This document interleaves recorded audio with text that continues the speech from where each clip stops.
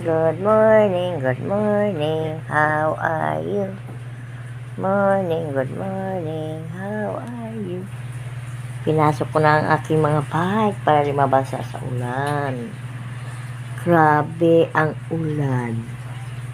Ayos naman, kay umulan. Salamat Lord na umulan na.